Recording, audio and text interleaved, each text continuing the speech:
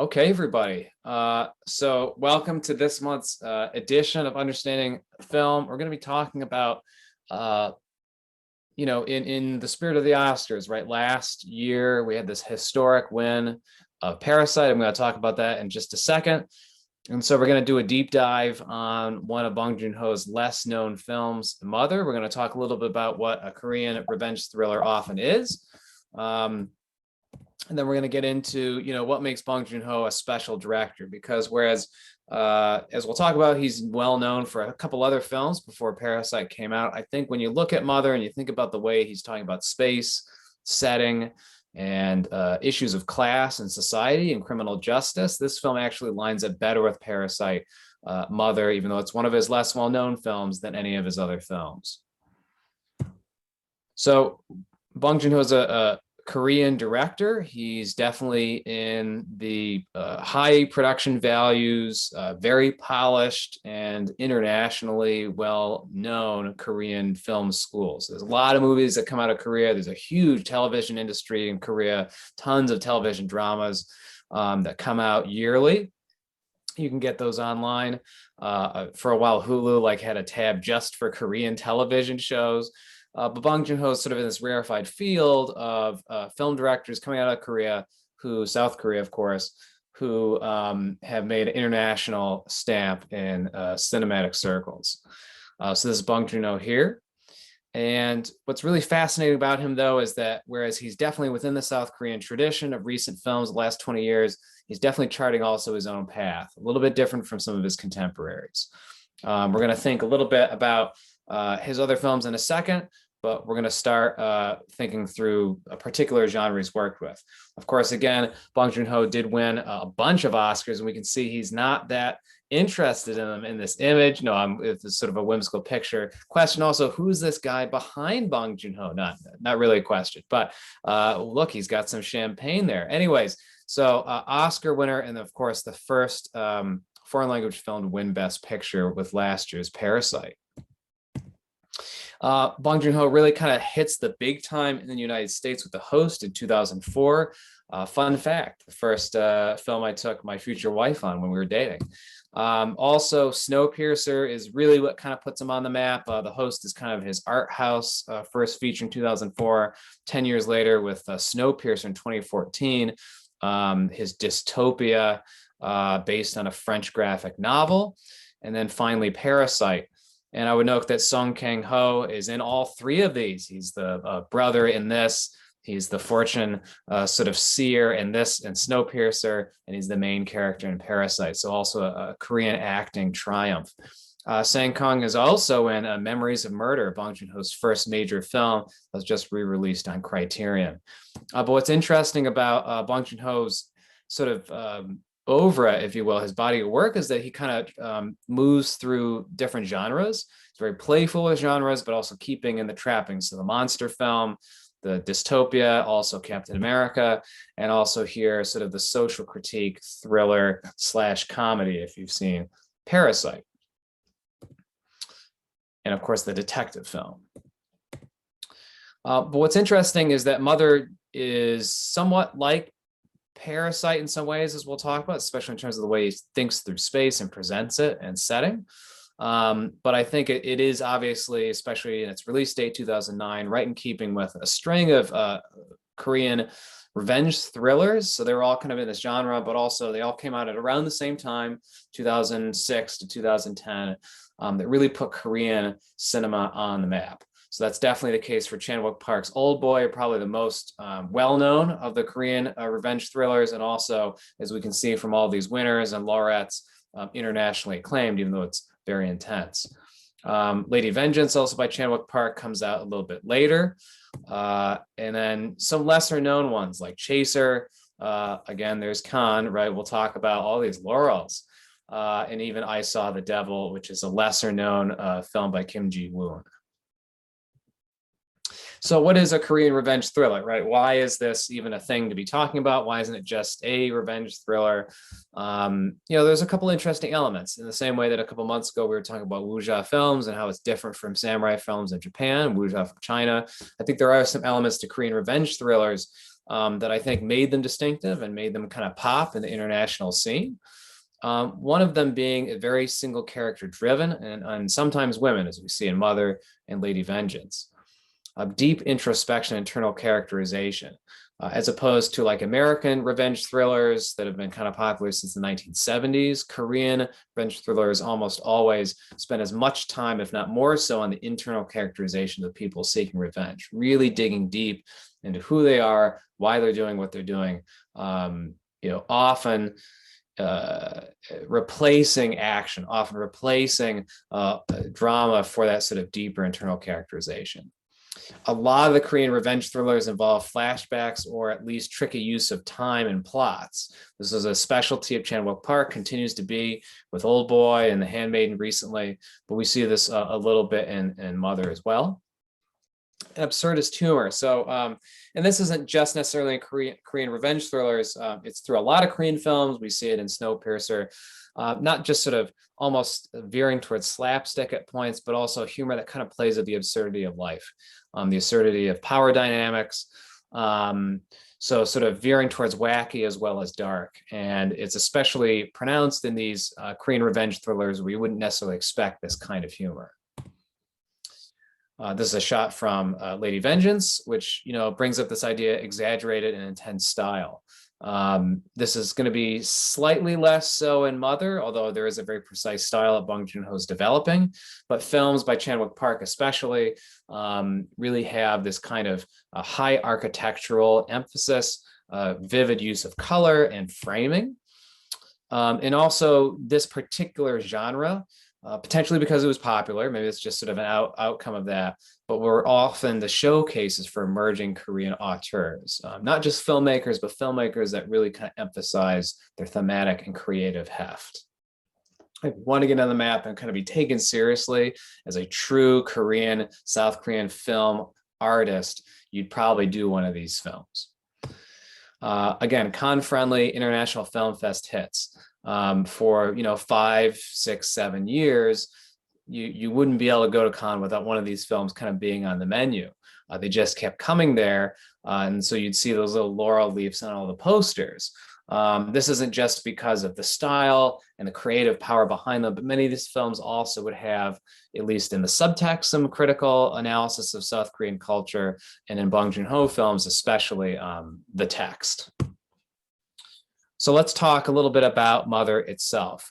This is one of the opening title shots of the film. It is about a woman who, an older woman whose son is now grown and has been, she believes, wrongly convicted and imprisoned for a crime. The film begins sort of in absurdist humor where we sort of see early on her son, he's hit by a car. It's sort of a hit and run incident. He's still walking, but his friend decides to track down the people that perpetrated it. Turns out they're these college professors at a golf course, and they go chasing and tackling them in the sand dunes, and sort of it's broad comedy mixed with some action, and it ends up in the police station. And this is kind of like in keeping that we have kind of this jolt of intensity, right? The car hit, and then sort of this strange framing of these august college professors and the scuffle played broadly, and then the police interaction. You can see their divide there. And we're thinking maybe when we see the beginning of this, it's going to be not exactly a revenge thriller if we didn't see especially that very vivid poster, but pretty soon Bong Joon-ho kind of flips things around. We see some mysterious incidents at night, and pretty soon the main character's son is both accused and then sentenced and tried for murder. This is, the initial police investigation, highly detailed, is both part of the revenge thriller genre, where we often have both police involvement, the police procedural element, but also big, broad tableaus. I'm going to get into that in a minute, but we see the investigation. Playing on the issue of investigations, though, as the film goes on, we see the mother take on her own investigation, sort of like, my son, I don't believe, did it. So she starts tracking down other people that knew the victim. And so she starts her own investigation, sort of parallel to the police, both talking to young children that maybe knew the victim of the crime, as well as the grandmother of the victim of the crime, she's sort of interacting with them, and finally the best friend. And so we see sort of these parallel structures in the film, that part of the revenge, sometimes in Korean revenge thrillers, is just sort of dark, ominous tracking. Bong Joon-ho is a little bit playful. He's kind of mixing in the police procedural, which again, he started with Memories of Murder. But it also, allows for, instead of being very, very heavy, there's a lightness to it because of this kind of detective work that she's doing that, is in contrast to some of his contemporaries. And of course, there's also some added allies that take on a role in the film. That being said, right, when we start really digging into some of the power dynamics in the film, we see, from these highly complex sequences, as I'll talk about later, some very spare bits. It's clear that there's the mother's son has some kind of intellectual disability, and so clearly the police are taking advantage of this in some of these early interrogation sequences. But we also see these broad moments where they're reenacting the crime, and he's sort of willfully playing into this. He doesn't quite understand the stakes of what's happening. This is also sort of a trope, oddly enough, a pattern in Korean revenge thrillers. And I don't know if this is a cultural thing. I meant to look up this, that they often reenact the crimes. They found the culprit, and this happens in Lady of Vengeance too. They find the culprit, and then they want the culprit to reenact the crime with some kind of dummy or a mannequin. Happens in a bunch of Korean films. So I'll have to look that up. I'll bring some context to it. But Bong Joon-ho really kind of, instead of simply garishly showing the recreation sequence, really involves the community, which is where we start to see his sense of the wider community, the wider setting within this film. The first half hour is really based on our main character, and there she is again, sort of trying to find a purchase, and also her son.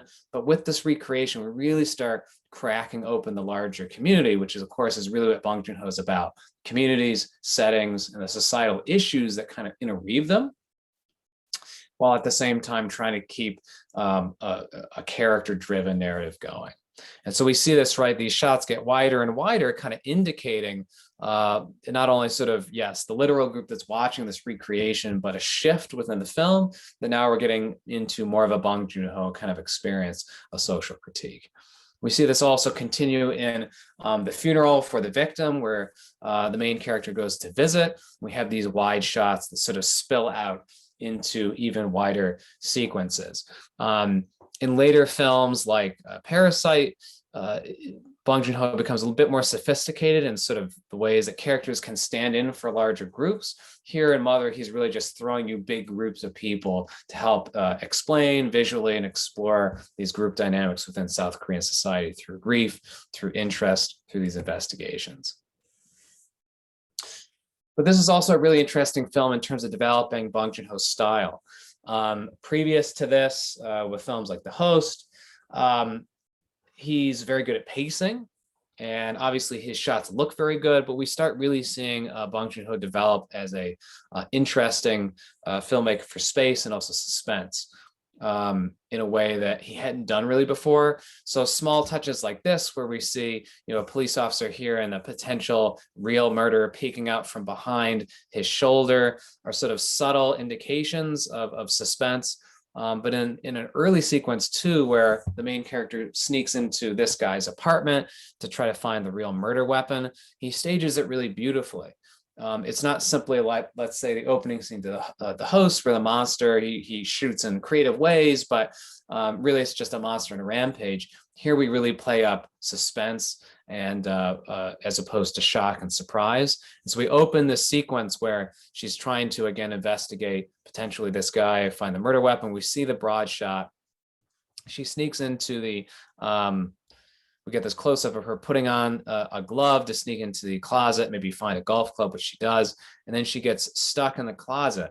And so we get these series of shots where she's watching that man and his girlfriend. She's sort of peeking out through there, and time elapses, and then finally she has to sort of sneak out. And she walks past him with what she thinks is the murder weapon. We get this close-up of her knocking over a bottle of water, and then finally she gets out. And so we see sort of him coming out, getting some laundry, and she's sort of hiding down here. this interplay between high tension and the close-up and these wide shots that he intersperses, right? Never forgetting the space where this is taking place or the particular structures to make sure that the audience is consistently located. It's a hallmark of where Bong Joon-ho goes as a director. What he does so well in Parasite with the two different settings, the mansion and the apartment where the two families live. And also an indication of like how he makes a film like Snowpiercer work, where everything takes place on one train. This dystopia where everyone lives in this class stratified train. Like, how do we not make a particular setting too stifling, but also not lose the detail? Early scenes like this in Mother, I think, show his skill really evolving. And of course, even something fun like here, right? She puts that glove on top of the potential murder weapon to make sure the rain doesn't get on the driver. But then, so that's an interesting scene, I think really helps to address sort of him evolving as a filmmaker. But throughout the film, we get great vignettes of sort of contemporary South Korea, according to Bong Joon-ho. Early on in the film, we see from her perspective, this juxtaposition. She works in this kind of seemingly traditional herb shot. She also does underground or illegal acupuncture, but we can kind of see the outside world, including her son out on the street, all very modern looking. But first, before we can see this, we have to kind of get through these piles of old wood and herbs, right? A juxtaposition implying sort of her mindset and the world she's stuck in, as much as of what South Korea is that Bong Joon-ho wants to talk about, the old and the new. And we see here a classic, Bong Joon-ho close-ups where she's chopping the herbs, and then she nicks herself, and of course there's an ominous drop of blood there. Classic. But throughout the opening sequences, we get these wonderful vignettes throughout the city. If she's at, she's getting her finger fixed there at this sort of tiny pocket pharmacy, or sort of more domestic shots like here where she's having dinner, but we're sort of looking at them through these windows. And we can also see sort of the piled up boxes with some lettuce and wilting here. And they've got their Bong Joon-ho loves the laundry hanger. We see this in the opening shot of Parasite as well, and sort of the brush.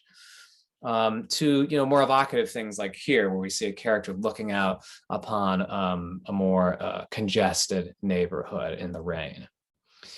Take this even wider though. So these are shots from the earlier sequence in the golf course, which becomes sort of a motif of this location we see many times, but the sense of sort of the curvature of earth and the natural trees behind it, seen at night. His sense of space, his sense of light is really advancing in this film. Here we also have a sequence at a either abandoned or simply closed Ferris wheel, but sort of his use of curves, his use of shape, his use of non-straight lines to sort of create these undulations within the image, as we see also with the Ferris wheel. And even bigger, right? He really gets quite expansive in its imagery. Here we have a shot of the main character at a cemetery.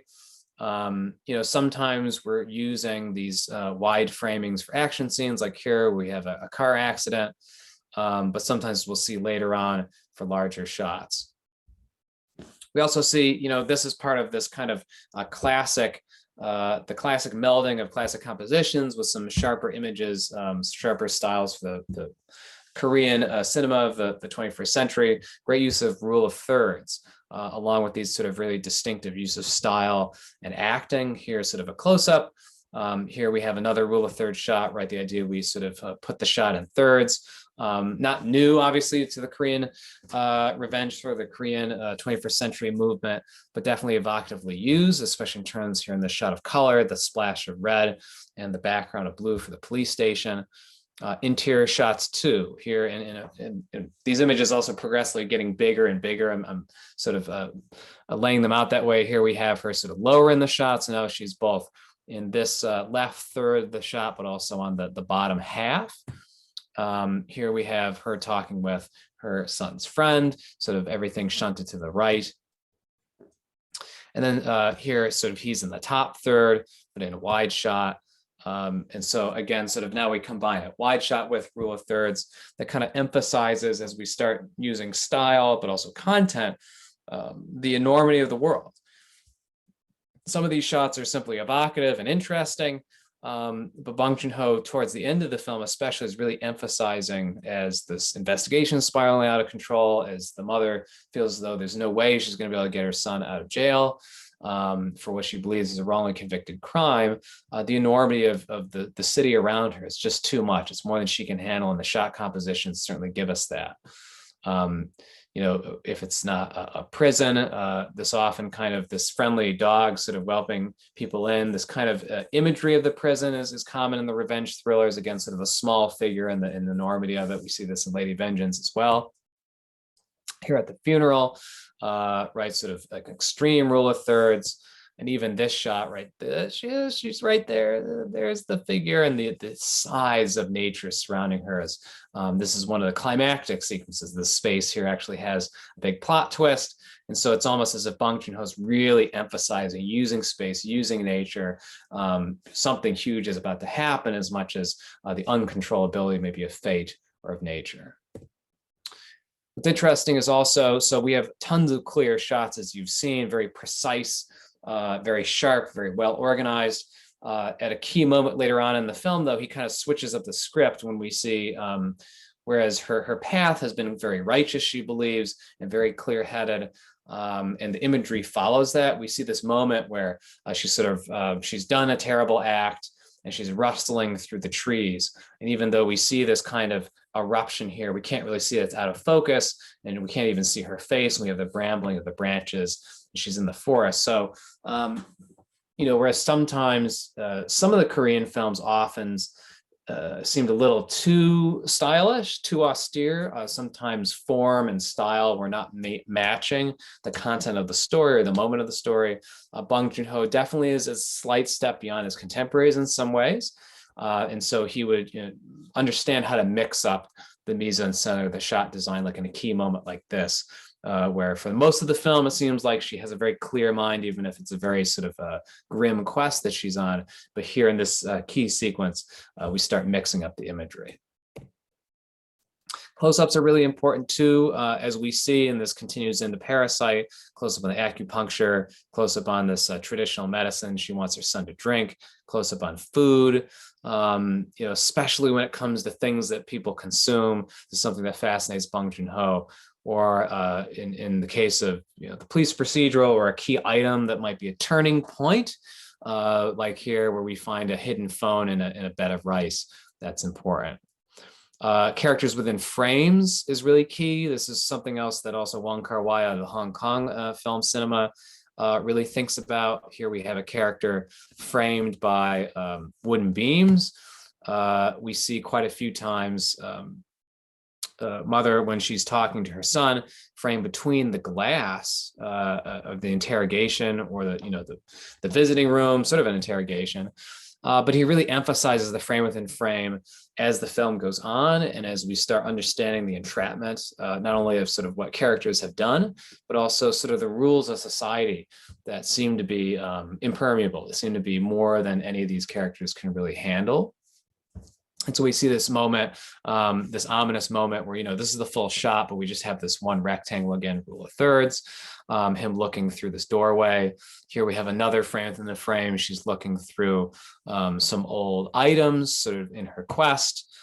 Here, I love this shot, sort of half the shot walled off as she's about to sit down to visit her son in prison. We see the police guard with his walkie-talkie, as though like prison is this, not only frame within frame, right? We have sort of echoing images going back. Bong Joon-ho sort of showing us this bisection of sort of how prison is dehumanizing. It's blocking out half the shot.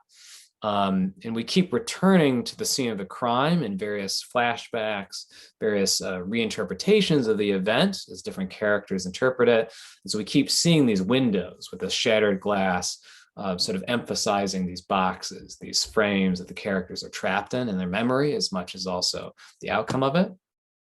Sometimes we also see sort of multiple characters within separate frames with this dark void between them. And again, to sort of emphasize the entrapment motif, as opposed to just, oh, it's stylish, it's framed within a frame. We have the scene where he's getting arrested, and there she is sort of looking through the window at him, as much as the crowd is piling up around. And just, you know, I mean, I'm not making this up, folks. So many frames within frames. There's a sequence where she finds, again, that cell phone in the rice, and we see potentially maybe the real killer. And so we have his face within the camera phone, but again, it's sort of frame within a frame. And sometimes even just evocative vignettes like this, the cloudy face of her son in a flashback. Again, the flashbacks of Korean revenge thrillers, to the point that it's almost indistinct. We can't really tell who it is anymore. I just think it's an interesting shot, in a sort of a flashback retelling of the young woman who is the victim of this crime, the way that the cell phone is blocking out half of her face, as though sort of that tool was almost sucking her into its frame or its image. We have this moment in the first part of the film where, without any context, we don't know anything about the film, right? The first shot is the mother in this field, and then she starts dancing. And we come back to this field. We don't quite understand even then why this occurs. And again, this is sort of the absurdity. Why would we have this inner revenge thriller? What's the purpose of this sequence? And last sequence of the film, though, we have a moment where she's coming to a reckoning about the entirety of the film. She, without giving anything away, if we haven't seen the film, she pulls out her acupuncture kit, and she's been talking throughout the film. She wants to do an acupuncture procedure on her son that she believes, right, in part of the mystical tradition here, the tradition, if you put the pin in just the right place, it will erase terrible memories, either terrible memories you've experienced or things you've done.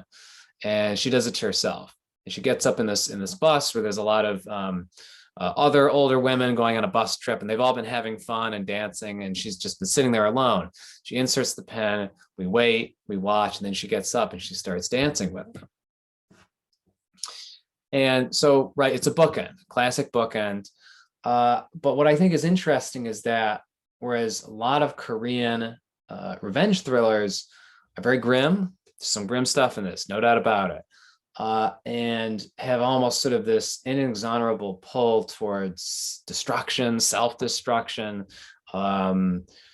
They're almost nihilistic sometimes in their ethics and in their storytelling. Here, Bong Joon-ho, it seems, is using much of the trappings of this genre to play around with his style in 2009, right? So this is 11 years before Parasite, to think through what else can I do with this important genre that's really put my nation's cinema on the map. But he's innovating too, not just in terms of his own style and what he wants to do with the plot, with the characterization. This is the only film that has a character this old as a protagonist, as well as a woman that's this old, which is distinctive. But also the idea of, forgiveness, self-forgiveness, potentially catharsis of a different sort than we've had in this genre. I just want to sort of leave us on this. I realize, this quote's been around for about a year, but I think it's worth repeating. Bong Joon-ho in his Oscar speech, right, says, once you overcome the 1-inch tall barrier of subtitles, you'll be introduced to so many more amazing films. And it was, it was a key moment. I mean, everyone's shocked. I can't believe Parasite won, right? It's the first time a film, a foreign language film, wins Best Picture. But in many ways, it makes sense. Bong Joon-ho's been, like his contemporaries, doing things in the South Korean film style. But as we saw with Snowpiercer and The Host, a film that's not so successful, but Okja on Netflix, another cosmopolitan cast. This is a filmmaker who truly is innovating within the structures of his own national cinema, but also clearly expanding beyond the confines of it and becoming, one of the greatest international filmmakers. Emphasis on international. Truly, any space he wants to enter into, he does, and he flourishes in. Parasite now is being turned into an ongoing HBO series, not a remake, but like a continuation of whatever he wants to do. I don't know if it's the same characters. And so I just, it's fascinating. He's a fascinating filmmaker, and I'm happy that we were able to talk about Mother. Next month, we're going to be watching a different East Asian film, this time from Japan. I love Bong Joon-ho, but for all of his stylistic triumph, one of my truly favorite filmmakers is Koreeda Hirokazu, and sometimes Hirokazu Koreeda. And After the Storm, to me, is a really beautiful, touching, elegant film. And so we're going to sort of dig into what are the hallmarks of Koreeda's filmmaking. He's different than Bong Joon-ho, of course. So we'll sort of gear shift out of this dark revenge thriller motif. I could talk about Koreeda all day long. Films like Father Like Son, Our Little Sister, Shoplifters was nominated for Best Foreign Film, I think a year ago. But I think After the Storm, the story of a erstwhile father trying to reconnect with his son and the grandmother, really is going to show us what this other fantastic contemporary director is all about. And I'll also note this, folks, so this is May's film. In June, we'll have our last film of the season. And tentatively, we're looking at Hunt for the Wilder People by Taika Waititi, who also did Thor 3 and What We Do in the Shadows. But Tubi currently is running Hunt for the Wilder People for free. And so we're thinking that might be our June film. So we'll end with a comedy in June, hopefully. We'll have a bit of a touching family drama with After the Storm in May. And I hope this has been a useful and informative deep dive into the Korean revenge thriller and Bong Joon-ho's work. Well, thank you very much, Mike. We appreciate that. Another excellent analysis and another deep dive into a genre some of us might not be very familiar with. We had a couple of people join us just as you were getting started, so glad to see those newcomers. Want to give them a hello since we missed them at the very beginning. And now if you wish to, you can turn on your camera and or your audio. And if you have any questions for Mr. Reiff, you can pose them or any comments, anything like that. So have at it if there are any. And I do want to welcome, of course, David Sperduti, who I knew was too scared to watch the film. So thankfully it left Tubi before you could watch it. And also Irene, thank you so much for attending. Irene is one of my longstanding high school students at IHS. So now we have a high school student and also a former college student with Gretchen. So very exciting. Thanks for coming, Irene. And David, great. I know you didn't get to see it, but you know. Find it. Yeah, we'll find it. Well, I'll get you a copy. Don't worry. But if it's a little frightening, you can just watch it in pieces.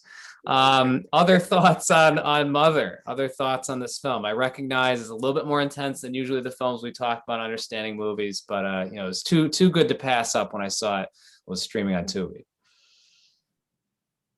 Well, he's considered the killer of the young lady. Is that the storyline? But in the end, he is freed. Mm-hmm. And he's helping his mother get on the bus to go on this trip with the senior citizens. So somehow it's been resolved, his problem. But the mother, who's desperately trying to find innocence in his son, does a dastardly deed with the gentleman out in the country because he saw something that kind of causes the son to say yes, or the police to say yes, it's the killer. So it's sort of it's kind of a confusion in that respect. But the young man, who we find out down through the storyline, was going to be killed by his mother when he was young. And so she now feels responsibility and guilt if he acts the way he is. And she's just this total mother after that. So there is this technique going on through the storyline, but also this heart-wrenching story of the mother and the son, more than just the killing aspect of it. So something to think about and worry about, how people react to things. So in a way, only at the very end, as you see all these things unfold, do all the pieces of the puzzle sort of come together and explain each other. And we see, well, why is she doing that? Oh, that's because such and such. And why is that happening? Oh, that was when such. So I found it somewhat mysterious and mystifying thing going on. True, I missed the first part of it a little bit in the golf thing where they get into the sand traps and it's Tip balls. Yeah. So, but it was beautifully evocative film from the point of view of setting and landscape and the characterization. Wonderfully filmed and very artistic from that point of view. So you can see it on, as you saw, several levels. The theme of the thing, the interrelationships of the people, the setting within Korea and in the city, also the difference between the way the police go about things and how she goes about things. Mm-hmm. Used to the police dramas in this country, where you have the procedurals and we have the tough guys and we have the beat off, make them talk.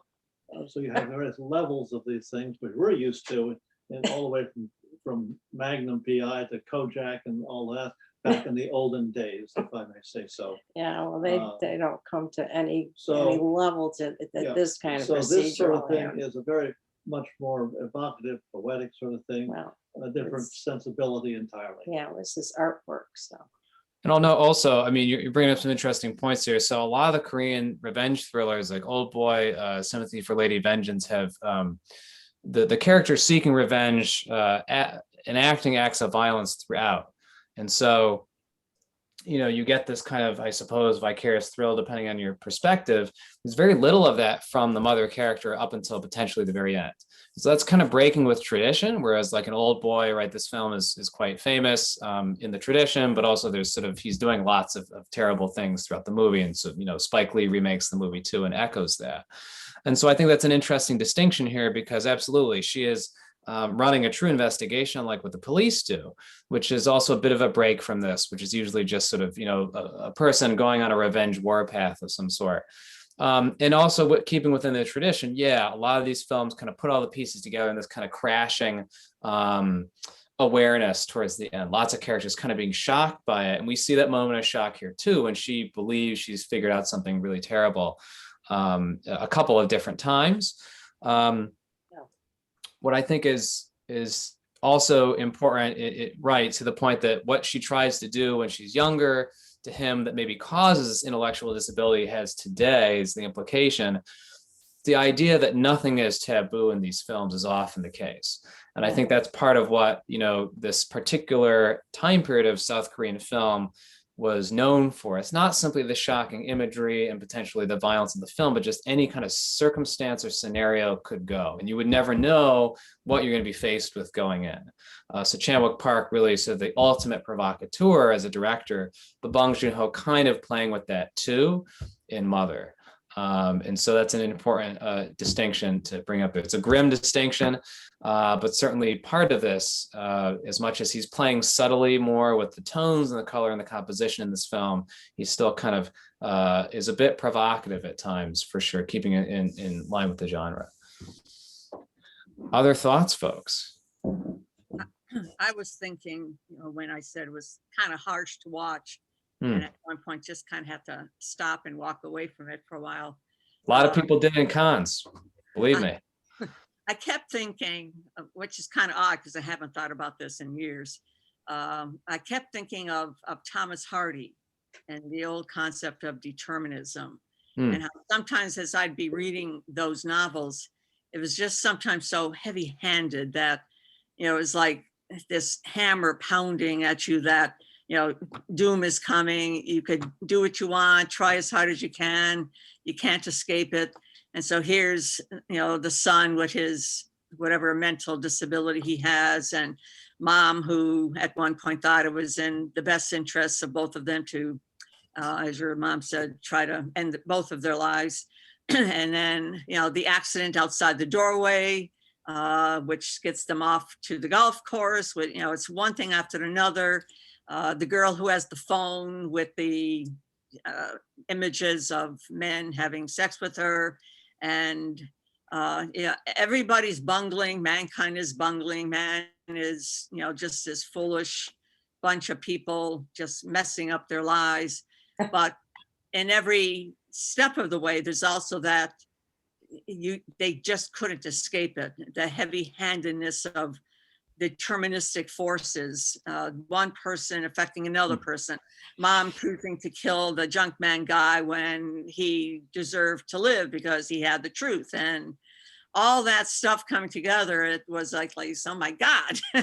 That's what I think it came back to me as a kind of haunting kind of thing.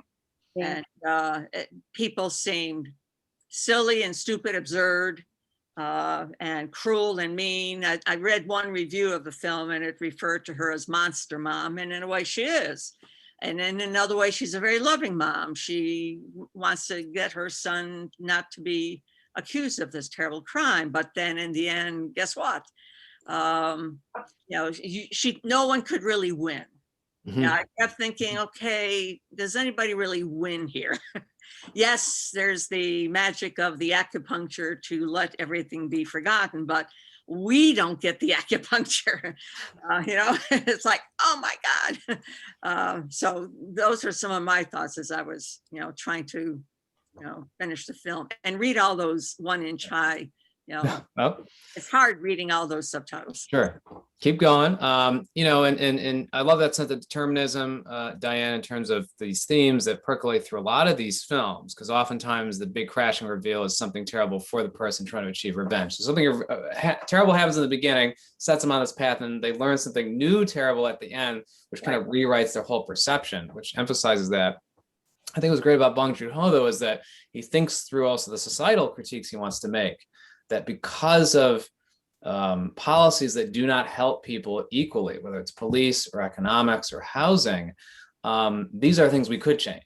And so he's sort of melding, for sure, the sense of fate and doom that percolates through all the Korean revenge thrillers that I've been mentioning, but with the societal critique that's not always so front and center in the other ones, and saying implicitly, we could do something about this other stuff, and we choose not to. And we see that also become much more present in Parasite.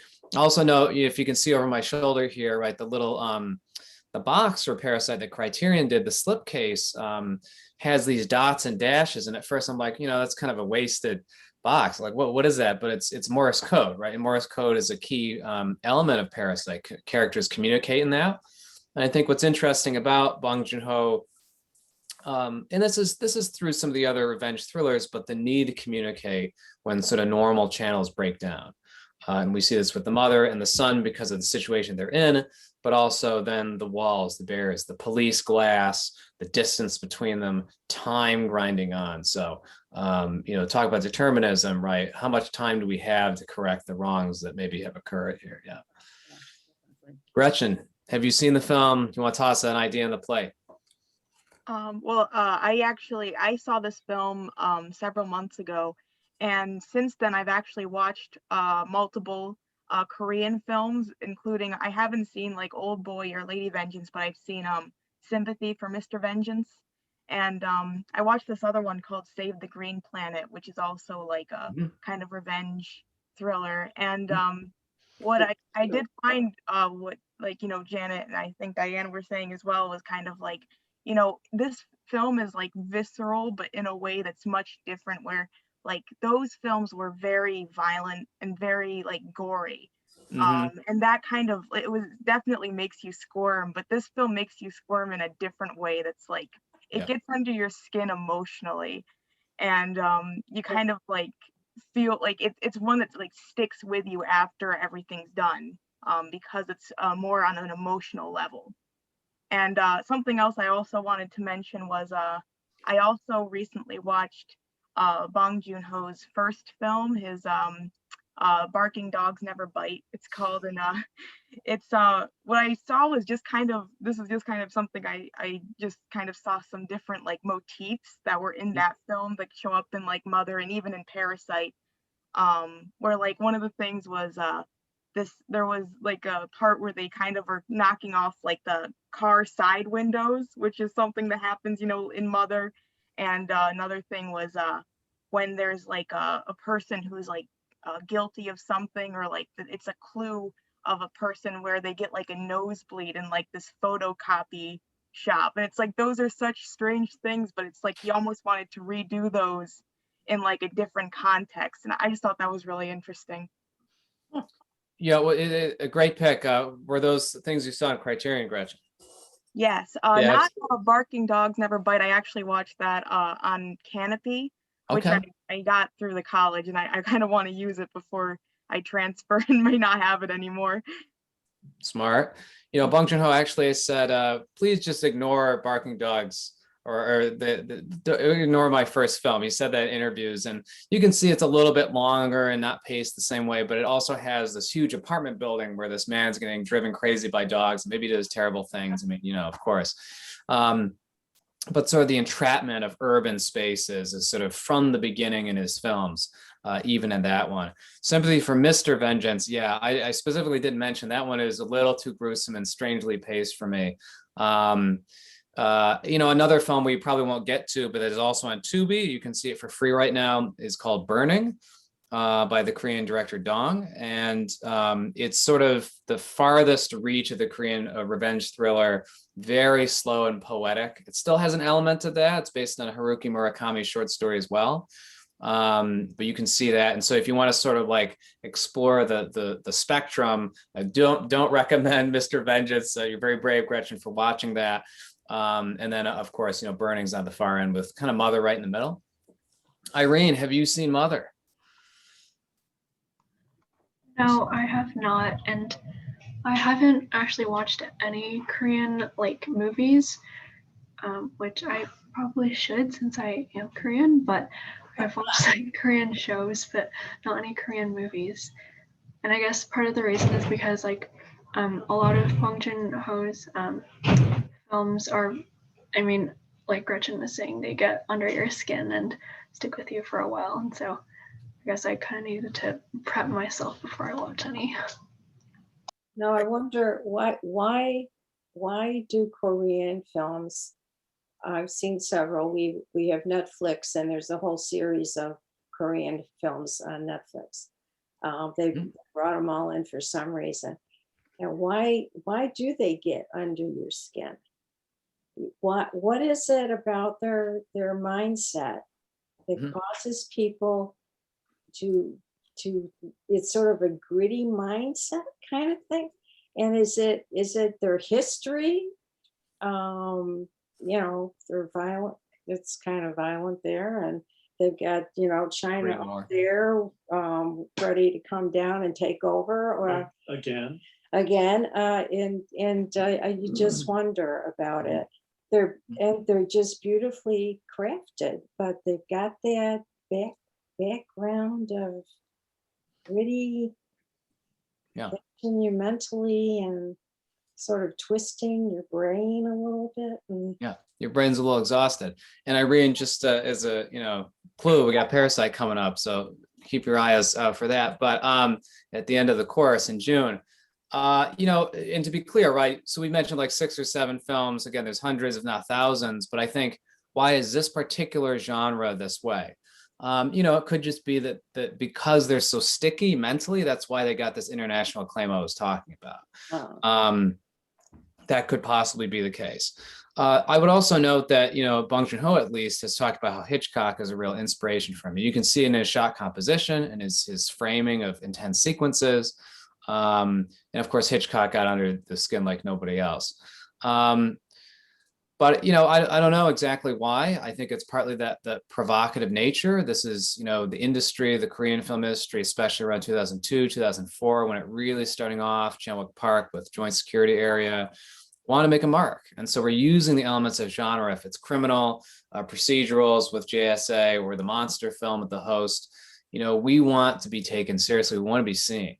And so these films grab audiences in a way that, US films, frankly, don't right now. They kind of wash over us in many ways. I mean, I love the Marvel films, Alex. I do. But I watched 7 over April break. I can't remember. I watched Mother. I can't stop thinking about it, and I watched it on a laptop too, off Tubi. So, it's just something to think about. Anyways, folks, thank you so much. I do want to point out, I'm sure you know this because we're all film fans here, but just had the Oscars. Chloe Zhao won for Best Director, right? The first woman of color to win for Best Director. That's an important distinction after Catherine Bigelow, who we featured with the Hurt Locker in the fall. If you haven't seen Nomadland, do check that out. Right? It's on Hulu. Chloe Zhao also now going to be doing, she already filmed The Eternals for Marvel. So Marvel's got itself a Best Director in its wheelhouse now. DC doesn't have that. No, it does not, Alex. He's followed that thread right there. All right, folks. Thank you so much for coming. Alex, you want to wrap things up here? Yeah, thank you very much, Mike. As always, a wonderful elucidation of a style of movie that not as familiar to me. Maybe that's the case for some of the other folks in this talk. And really great job giving us some of the hallmarks of it and walking us through Mother. So thank you very much. Thank you, everyone, for being here. And we will see you again next month when we discuss After the Storm, right? That's right, by Koreeda. Absolutely. Right. And was that the one you said might be going off Tubi soon? So people might want to jump on that one soonish, or is that? Yeah, you never know what Tubi's going to do. So I would definitely check out. So again, Tubi is one of these websites that does stuff for free, like Pluto, other random one-word titles, YouTube. Of course, we've been doing IMDb. But yeah, so they've got Hirokazu Koreeda's After the Storm. Check it out soon. It is a beautiful film. It's heartwarming, heart-wrenching, but it's not like this. So, you can keep the lights on or turn them off or whatever. So, But I'll watch that one. Yeah, I think you might need a tissue box for this one, Dave. I tell you, after listening to you people, I'm not watching Mother. Or any Korean. I'll bring it over, Dave. I'll play it that outside deep your of a window. person. I don't need to see that. Everybody needs to see it, Dave, especially you. All right, Alex. Thank you, everybody, and have a good night. And thank you, Irene. Thank you, Gretchen. Bye. Diane, everybody. See ya. Bye. All right. Bye-bye. All right. Oh, my.